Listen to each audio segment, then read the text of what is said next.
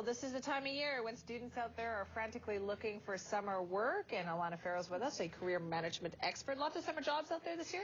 I think there's always lots of summer jobs for somebody with the right attitude and ability to communicate what it is that they're looking for, but we've definitely got a skilled labor shortage in BC right now, and Really? Employers are finding it hard to keep the people at the bottom because there are mid-level jobs that they can move up to. So that means if you're 17, 18, 19 years old right now, there's a choice, a selection of entry-level jobs for you to choose from.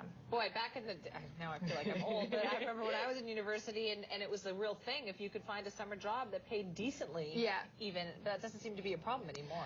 Yeah, I think it's less about the salary. More and more companies are offering at least 50 cents an hour more than minimum wage, which adds up. Some organizations are even starting to offer some sort of benefits or bonuses if people stay through the whole summer or stay through the whole season to keep people from coming in, getting 3 weeks of training, and then trying to go get a dollar an hour more somewhere else. Sure, absolutely. It's an investment in the training and really pulling someone on your team, so you want to keep them. Right. So, and plus you could probably have them back year after year too if you do that as well, right? One would hope. I guess it depends on what kind of job it is. Are there certain industries that are hiring more than others right now?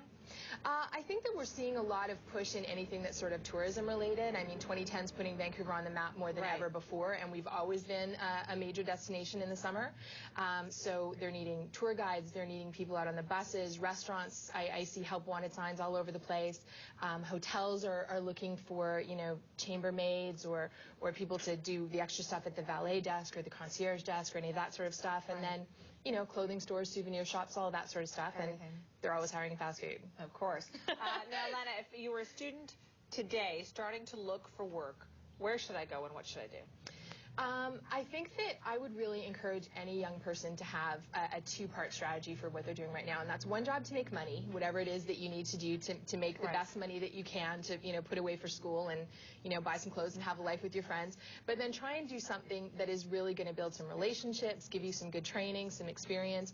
University students, I so encourage them to do some sort of an internship or a co-op placement. I mean, if you can get paid to work in the field that you're studying, that's the best thing, but often those jobs are still paying not much above minimum wage. So if you can balance something that is paying at a higher level. I mean, when I was in university, I got a union job scrubbing pots after banquets from midnight until 3 a.m. Nice. I scrubbed pots but it was 3.5 times minimum wage, which was huge. Right. It was still only like, I'm dating myself now, but it was still only like $9.50 an hour when minimum wage was $3.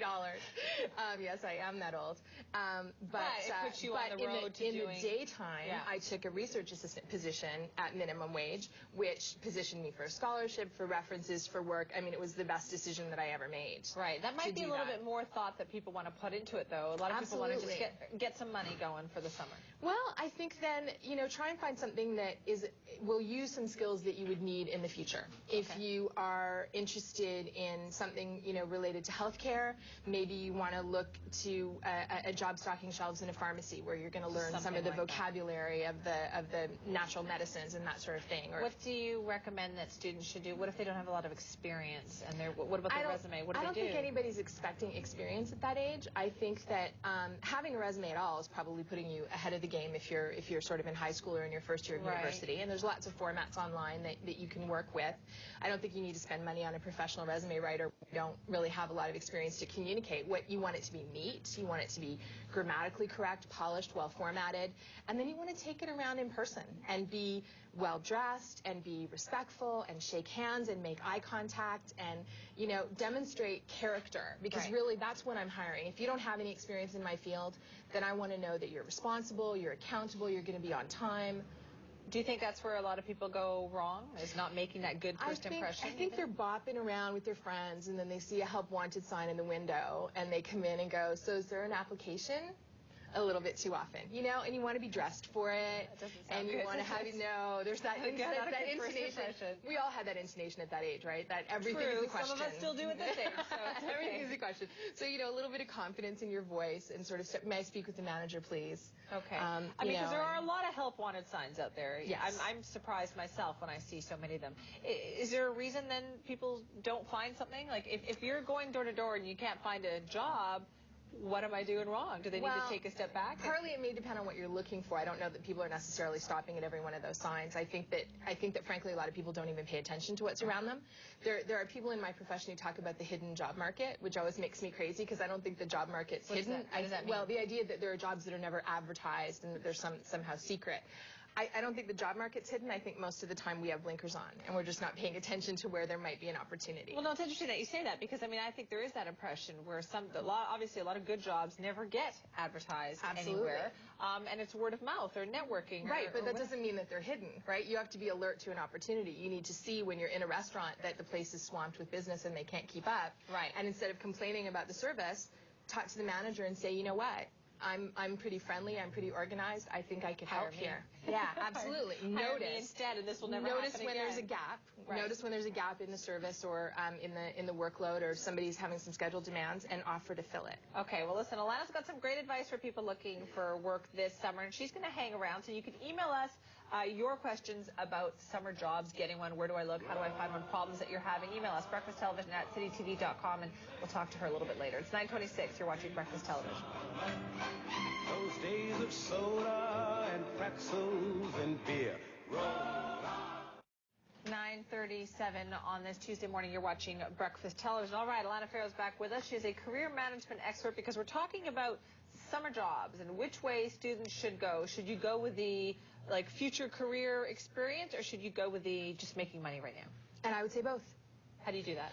I would get a job that makes some money for 3 to 4 days a week, and then I would do some sort of volunteer work for 1 to 2 days a week, where you go into the organization and you say, these are my career aspirations, this is what I would like to learn.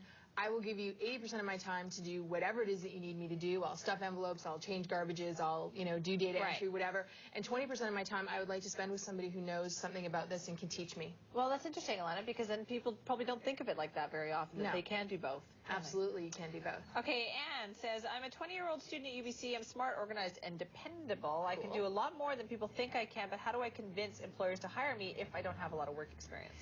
Well, being smart, organized, and dependable, really good start, right? So have a strategy for what it is that you want to present when you go into the interview. Be early, have extra copies of your, demonstrate all those things. I will always believe what you show me over what you tell me. Right. So come in well prepared, be articulate, be confident, talk about how you see your role in the organization potentially, and express a willingness to learn. Right. The thing that people are afraid of when you're 20 is that you've got kind of a know-it-all thing going on and you're going to try and run the organization. Right. So you need to communicate that you're willing to do your part, you're a team player, but there are in fact these things that you want to learn and that you can handle a challenge. Okay, that's good. Presentation, right? First impression is everything. Always. All right.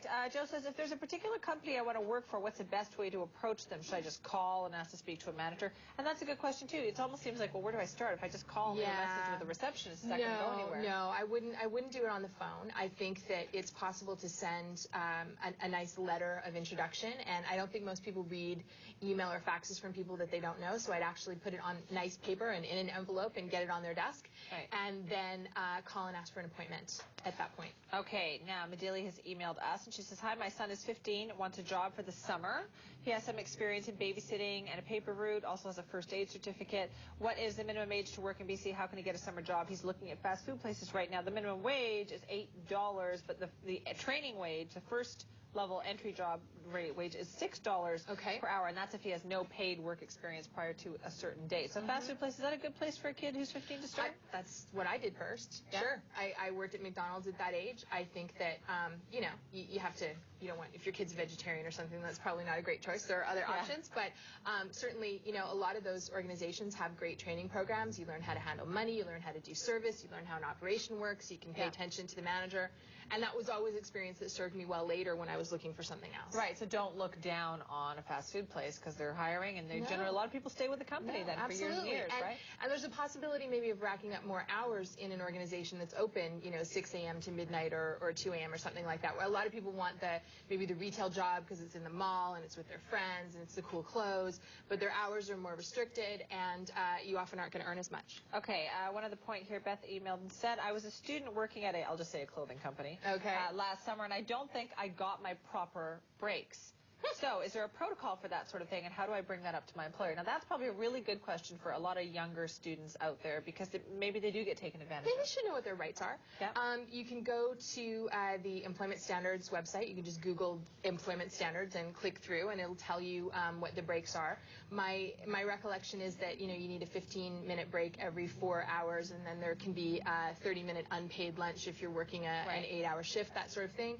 I think that you want to make sure that you're not being abused and constantly having to work through and all that sort of thing. But you know what? If an organization's treating you pretty well, then standing around going, it's been 2.5 hours and I haven't had my break yet, not a great career move. Well, again, so like it's the balance, right? It's a very fine line It's between... a give and take. Yeah, okay, that's it's a tough a give one. and take. Also, Denise email says, hi, I'm a 24-year-old new mom who's just had to re-enter the workforce after 1 year off from maternity leave. That's a tough one, too. Yeah. And I hate it, she says. I love being a stay-at-home mom, but unfortunately I can't afford for me not to work. I'm a certified sales associate at a busy downtown Victoria 7-Eleven.